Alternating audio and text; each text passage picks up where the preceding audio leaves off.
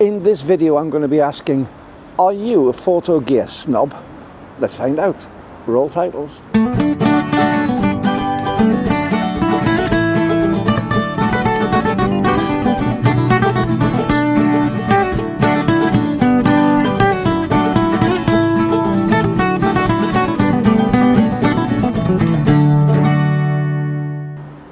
Well, hi YouTube, Brian James, I'm Micro Four Thirds guy with you once again in an unbelievably dry at the moment day in Cumbria at the moment, after an absolute downpour yesterday, watching it bounce off the pavement. However, that's not interesting at the moment. What is interesting is a conversation I've had online recently with someone, and it got a little bit, well, it got a little bit caustic, let's say. But basically the premise is this. I've done a couple of videos in the past for various manufacturers, but one is a company called Youre, and I've reviewed a few of their lights, which I'm really impressed with. I think they're really good. But there was one in particular I did, which was a Cinepeer 100. The Cinepeer 100, an LED light, 100 watt LED light, and the Cinepeer range are the less expensive range in Youre.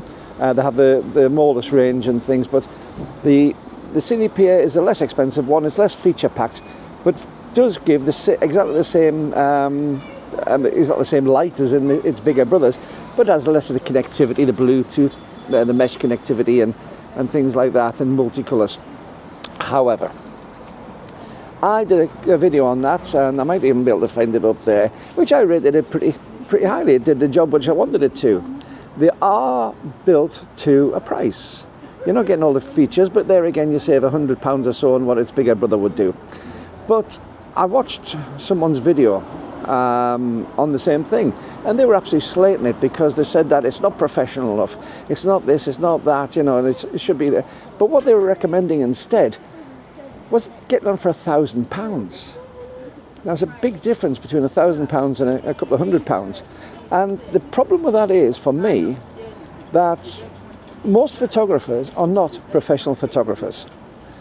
Most photographers that I know have the equipment which they can afford, which will do the job for them, and which will give them pleasing results. And I remember when I was younger, when I first started out in photography, when I first got I'll tell you actually what it was, when I got my first OM1 in 1979 or 80, somewhere around about that. And I wasn't earning a great deal of money, I'd just left school. And I was wanting to get lenses, I was to get all sorts of things for it. The problem was, with not having a great deal of money, I was limited on the budget I could actually spend on it. I also had other things to spend. I had to, I had to look after living and things. I was newly left home and all sorts of things. And so I had to make compromises. And the compromises I made, yes, fair enough, when I look back on the results of some of them, I was buying a lot cheaper lenses for my camera than the Olympus. I would love to have bought the proper Olympus lenses, but unfortunately I just couldn't afford them. And it was noticeable insofar as the speed of the lens, the quality of the lens in those days was noticeable, but it gave me the opportunity to experiment with my photography and to take the photographs I wanted to do, which I couldn't have done with the standard 50mm lens which came with the camera. So that's where I was then. As I've got further through life, and I've got some better paid jobs, and I've got some ability to actually earn some money from my photography, I've obviously got far better lenses. In fact, when I was shooting with a Canon, most of my lenses were L series lenses, which are their top of the range lenses, and I was shooting with them predominantly. Having said that, I'm not full-time professional photographer anymore, not even part-time professional photographer anymore. I take photographs mainly for pleasure, and mainly for this channel as it happens. And what that means is that when I buy equipment now, it's got to fulfill its price commitment. I'm not using it 7 hours a day, 7 days a week, like some people do. And that means I don't need to be spending on that. But does it mean to say that the lesser products are going to be less effective? Well, for me, using that little Youre light, it's been able to give me light where I've needed it. It's been able to give me controllable light where it's needed. It's got the ability to actually add modifiers and all sorts of things on where I can actually do some things that I want to do without breaking my bank, without making it impossible. I'm not shooting 7 hours a day. Yeah, the battery might run out after an hour. That's fine. If the battery runs out after an hour, so long as I've got the capacity to do what I want to do in that hour, which most of the time I can, then that's wonderful. But then I got into conversation with this guy, and it was getting quite caustic because I was saying, you know, I was trying to justify as to this. Well, you're not a professional photographer. Well, I'm not a professional photographer. Most of my viewers aren't. Some are, some aren't. But what I am is an enthusiastic photographer who has been professional, who's had the fantastic gear in the past, who's still got a whole load of really good studio strobes that I use professionally for a long time, the sort of things which will still be going in 20 years' time because they are so well made. I've still got those at home. I can use them if I want to. But I don't want to, I don't need to. I need something which is going to fulfill what my needs are today for what I need to take photographs of. Now, if I was taking photographs to try and get into print, if I was taking photographs to try and compete in club competitions, I might be wanting to go for the really expensive lenses and expensive cameras. If I had the budget to do that, I probably would. But most of us haven't. And the ability to have a really good light, 100 watt light, constant light, which is variable insofar as its color temperature, which has, I argue, very accurate light output insofar as both intensity over time and also a color accuracy. When you can get those in a package which is affordable, which is usable, and which is reliable enough for what you want to do, I don't see anything wrong with that.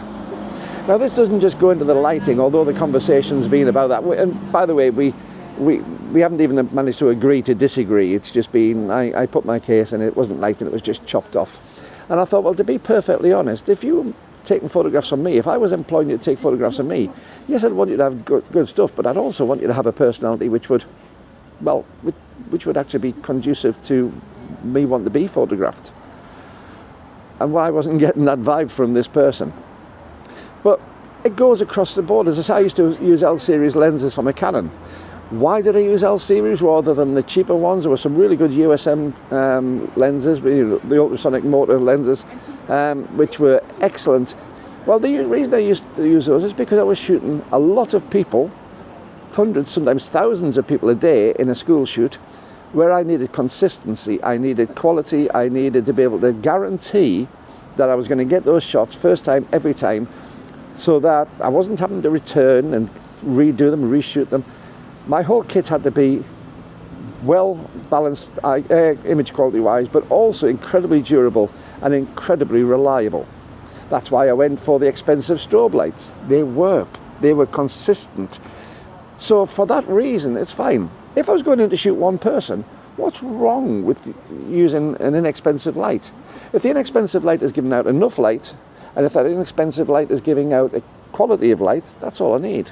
The fact that I can't change the battery and it can only be charged on board, well, that's fine. It's down to a price. If I want a chargeable separate battery so I can just snap another one on, I would spend the money and get the more expensive version. It's got what I needed to do. Do I need colour lights? Well, I don't need colour. I just need to be able to make sure that the colour temperature is reasonable. So all of that, to me, actually just shows to me that the person, although they may be very good at what they do, they're just a gear snob. If I turned up to most shoots, most of my clients would never actually ask me what my gear is, ask me what my intention with it are. They want to see the end results, and if those end results are pleasing, if those end results hit the specification that I've quoted for and I'm doing the shoot for, then great. And if I don't have clients, I'm doing it for me, then I'm the client, and if I'm happy with it, then great. But by having less expensive things, I don't have many of the Micro Four Thirds Pro lenses. I don't need them. A lot of the time I'm not necessarily after the fantastic speed. I'm after something which is going to be portable more than that. All those sort of things are coming into it. But let me know what your views on it, because I may be way off the mark here. I do appreciate good professional gear. I do appreciate really good quality gear. I don't buy cheap and nasty, because that is going to let me down. You know, what is it to say? You know, buy cheap, buy twice, something like that. I can't remember what it is. But let me know in the comments below what you think. Are you a gear snob, or do you think that the only thing you can have is pro level gear? Or are you quite open to the idea of seeing what's available and seeing if it fits your means and your needs? I know which one it is for me now, but your needs may change. And if you are a professional photographer, and you only choose professional stuff, let me know in the comments below why. I'm really interested to know why. I know why I did it, and I've explained some of that, but let me know why you do it and why it's so important to you. If you're not a professional photographer and you're quite happy to buy less expensive stuff, again, let me know in the comments why. Now, before I go any further, please give me a thumbs up on this video and hit the subscribe button if you haven't already. I've got nearly 12,400 subscribers, but I want an awful lot more because I love you being a part of my community. But more importantly than that, it does open this video out to an awful lot more people online so that they can be part of the community.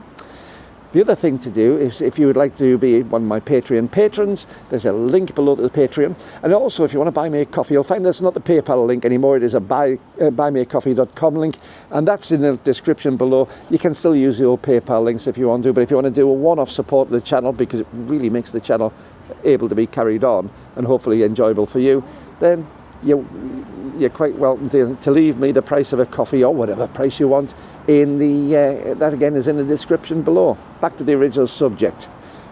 My philosophy, as I say, is not to buy cheap. I don't like buying cheap, but I like buying inexpensive, and there's a difference. Cheap to me is cheaply made, cheaply constructed, cheap in everything, and they can be expensive in price even though they're cheaply made. To me, I want something which is of quality, and I want it for the quality of my task at that time. So to me, yes, I've mentioned the Giant in here, but that's just the example I'm giving. It could be any piece of equipment across the board. Do we need the snobbishness? I don't think so. Does it do the job that you needed to do, and do it well, and do it reliably, and do it consistently? If you can answer to that, yes to that, then it's surely good. One final thing, though, when it comes to this and about the professional thing, I'm not deriding professional photographers at all. There are reasons for it. As I've said, if you're doing a lot every day. But there's one channel, and I'm trying to, I might stick a link to him in the description below if I can remember which one it is, but professional photographer, really nice guy. And he goes on about why he doesn't use things, or things like the Godox equipment. And he's not anti it. But what he says is when he's going, he doesn't carry much equipment himself. He hires it in, and he hires stuff because he's getting a really expensive shoot. So he's making the money to do that.